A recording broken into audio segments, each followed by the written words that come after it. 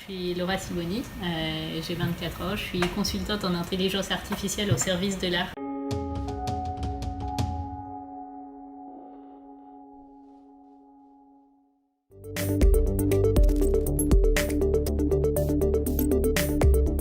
Le machine learning, c'est cette forme d'intelligence artificielle qui cherche des motifs de répétition dans les bases de données. Et quand cette base de données est une base de données culturelle,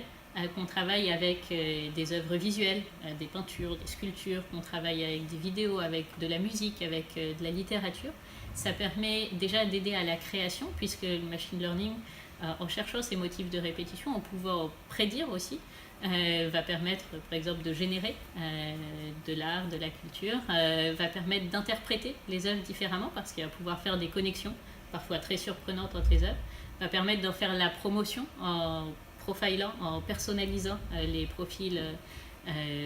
d'utilisateurs, de visiteurs. Ça va aussi permettre d'organiser les œuvres différemment et de prédire à partir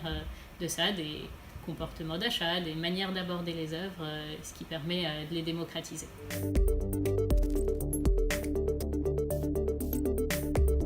Le message que j'aimerais faire passer, surtout en tant que non-experte de la technologie, c'est de savoir rester ouvert, d'être curieux, pluridisciplinaire, de faire dialoguer les disciplines. Ça concrètement, ça veut dire que même lorsqu'on est spécialiste du web développement, de savoir s'informer sur, par exemple, les actualités culturelles, de ne pas toujours être confronté à ce qu'on connaît déjà, à des opinions qui vont conforter celles qu'on a déjà, mais aussi de parfois se mettre en danger, aller chercher d'autres informations,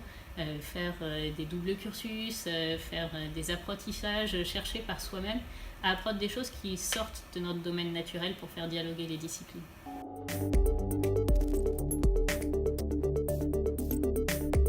Alors là, c'est mon moment fan parce que j'ai vu hier sur Twitter une citation de Damien Horry, qui est l'inventeur du cardboard et le directeur des recherches au lab de Google Agriculture, et qui écrit "When something is not done, most of the time it's not because it's hard to finish, but because it's hard to start."